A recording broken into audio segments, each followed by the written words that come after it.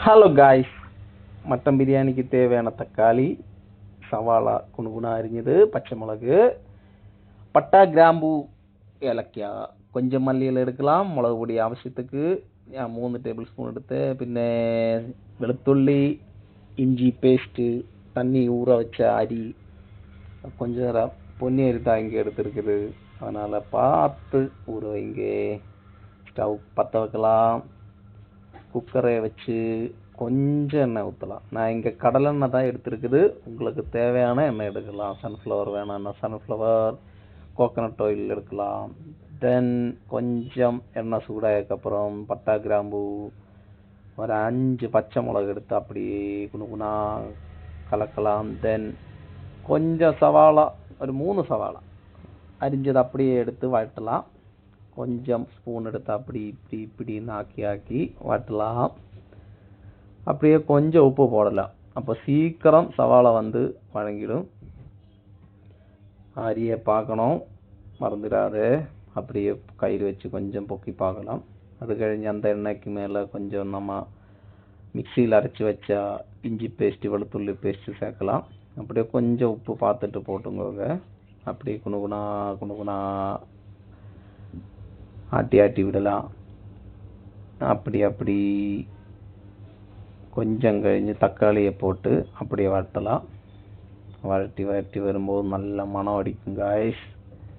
அப்படியே சாப்பிடுவாங்க. அந்த பச்சை வாசம் போயதுக்கப்புறம் நமக்கு மசாலா போடலாம். எந்த மசாலா நீங்கள் சொல்கிறேன் உங்கள்கிட்ட காய்ஸ். அப்போது கொஞ்சம் மிளகு பொடி, கரம் மசாலா போட்டு அப்படியே கொஞ்சம் வறுத்தலாம். வறட்டி வரும்போது அந்த பச்சை வாசம் மனம் போகும்போது மல்லியெல்லாம் அப்படியே போட்டு கொஞ்சம் கூட வறுத்தலாம். லோ ஃப்ளேமில் தான் இது பண்ணணும், இல்லைன்னா அடுக்கி பிடிச்சிடும். இங்கே பார்த்துக்கோங்க, இப்படியே அடுக்கி பிடிச்சிருக்குது. அது அடுக்கி பிடிக்காமல் இருக்கிறதுக்கு கொஞ்சம் தயிரை போட்டு, 1 கப்பு தயிர் போதுங்க கைஸ். நல்ல புளிப்பாக இருந்த தயிர் கிடச்சா நல்லா இருக்கும். நான் இங்கே கடையிருந்து வாங்கின தயிர். அது அப்படியே வறுத்தலாம்.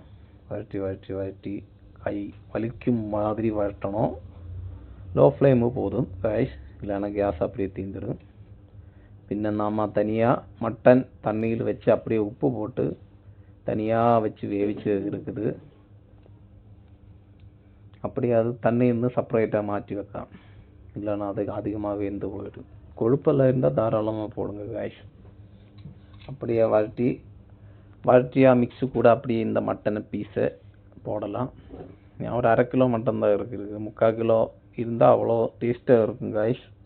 உங்களுக்கு வேணான்னா தேவை போடுங்க. அப்படியே அதை வறுத்தலாம். கொஞ்சம் உப்பு வேணான்னா போடலாம். ஃப்ளேம் பார்த்துக்கோங்க, லைட் ஃப்ளேமில் போதும். அப்படியே அந்த தண்ணியில் வெள்ளம் மாற்றி வைக்க நமக்கு அந்த டைமில். இந்த மட்டன் வேவிச்ச தண்ணியை அப்படியே ஒரு 3 கப்பு தண்ணியை எடுத்து அது கூட மிக்ஸ் பண்ணணும் கைஸ். இல்லைன்னா கொஞ்சம் குடிக்கலாம். அது உப்பு போட்டு உங்களுக்கு குடித்தா நல்லா இருக்கும். மட்டன் சூப்பு மாதிரி குடிக்கலாம் கைஸ். அப்போ அந்த மட்டனில் தனியாக கொஞ்சம் உப்பை போட்டு நல்லா வறுத்தலாம். அந்த தண்ணி வறுத்தி கொஞ்சம் ஸ்மெல்லு வரும்போது அந்த தண்ணி நாம் இப்போ தண்ணி சேர்த்து வச்சிடல, அந்த தண்ணி எடுத்து அந்த குக்கருக்குள்ளே ஒழிக்கலாம். பார்த்துக்கோங்க, நான் அப்படியே ஒழிச்சிடுச்சு. கொஞ்சம் நான் குடிச்சிடுச்சு கைஸ். என்னோடய ஒய்ஃப் ஒத்துக்கலானாலும் நான் பிடுங்கி வாங்கி குடித்தேன் கைஸ். நல்லா ஹெல்த்தியாக இருக்குது. அது அப்படியே கொஞ்சம் நேரம் வெயிட் பண்ணலாம். ஹை ஃப்ளேமில் போட்டு கொஞ்சம் உப்பை போட்டு நமக்கு பார்த்துட்டே இருக்கணும் கைஸ். இது நம்ம தோசைக்கல் இருக்குல்ல கைஸ், தோசைக்கல் மேலே வச்சு தம்மு போட்ட பிரியாணி தான். அது உங்களுக்கு ஃபஸ்ட் டைம் பார்க்குறேன்னு நினைக்கிறேன். நேரத்தை பண்ணிவங்க கமெண்ட் போடுங்க கைஸ். அப்படியே கேஸை பற்ற வச்சு தோசைக்கல் சூடாகும் வரைக்கும் லோ ஃப்ளேமில் போட்டு அப்படியே பார்த்துட்டே இருக்கணும். அப்போ அந்த ஸ்டவ்வில் அது அப்படியே திளச்சிட்டு இருக்குங்க கைஸ். நல்லா திளக்குது பாருங்க கைஸ். புகையெல்லாம் வருது. என்னோட ஃபஸ்ட் டைம் பிரியாணி. அப்படியே கொஞ்சம் அந்த அரி ஊற வச்சுட்டு அந்த அரி எடுத்து குக்கருக்குள்ளே போடலாம் கைஸ். அப்படியே ஒரு தறி போலும் வேஸ்ட் ஆக்காமல் எல்லாத்தையும் போடுங்க. அப்போ தான் நிறைய இருக்கும். എന്നിട്ട് கொஞ்சம் நேரம் மூடி வச்சு ஹை ஃப்ளேமில் அப்படியே மூடி வைக்கலாம். அப்படியே திளைக்குது கைஸ், பாருங்க புகையெல்லாம் வருது.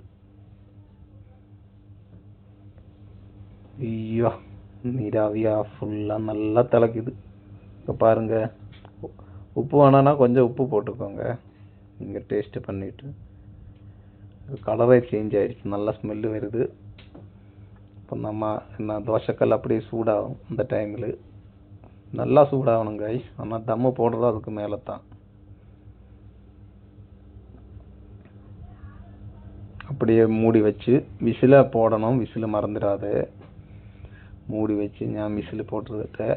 என்னோட ஒய்ஃபு விசில் போட்டுட்டு, ஒய்ஃப் தான் செய்கிறேன் கைஸ், நான் டப்பு மட்டும்தான் பண்ணுறேன் கைஸ். அதுக்கு மேலே தோசைக்கல் மேலே அப்படியே வைக்கணும். இங்கே பாருங்கள், மற்ற ஹை ஃப்ளேமு ஒரு மீடியம் ஃப்ளேமில் வச்சா போதும். மற்ற கேஸ் ஸ்டவ் அப்படியே ஆஃப் பண்ணணும், மறந்துடாது. அப்படியே லோ ஃப்ளேமில் மேலே வச்சுருக்குது. நமக்கு ஒரு 20 மினிட்ஸ் அப்படியே வைக்கலாம். நல்லா வேகட்டும். அப்புறம் டிவி எல்லாம் பார்த்துட்டு வந்து விசில கழட்டணும். விசில் கழட்டும் போது பார்த்து கழட்டுங்க, கொஞ்சம் தணுத்துட்டு அப்படியே கழட்டணும். இங்கே பாருங்கள் நல்லா மனம் அடிக்குது. கொஞ்சம் நெய்யை ஊற்றலாம். லாஸ்ட்டு வந்து அப்படியே நெய் ஊற்றி கொஞ்சம் கலரி விடணும். இப்போ பாருங்கள், மல்லி இலை தூவி உங்கள்கிட்ட நட்ஸு அண்டிப்பருப்பு எல்லாத்தையும் இருந்தால் கொஞ்சம் போட்டு அப்படியே மிக்ஸ் பண்ணால் குழந்தைகளுக்கு கொடுக்கும்போது அவங்க ஸ்மைல் பண்ணும். எங்களுக்கிட்ட நான் அது ஒன்றும் போட மாட்டேன், எனக்கு பிடிக்காது, அதனால் போடலை. அப்படியே மிக்ஸ் பண்ணணும். நெய் கொஞ்சம் தான் இருந்தது, அதனால் கொஞ்சம் தான் ஊற்றியது. நெக்ஸ்ட் டைம் நிறைய போட்டு என் வீடியோ பண்ணுறேன் கைஸ். அப்படியே நல்லா கழட்டி விடணும். ஓ சாமி, ஸ்மெல் அப்படியே தூவுது. ரெடி ஆயிடுச்சு நம்ம மட்டன் பிரியாணி வித்து தோசைக்கல் தம்மு. ஆஃப் பண்ணலாம் காய்ஸ். ஆஃப் பண்ணிட்டே. Okay guys.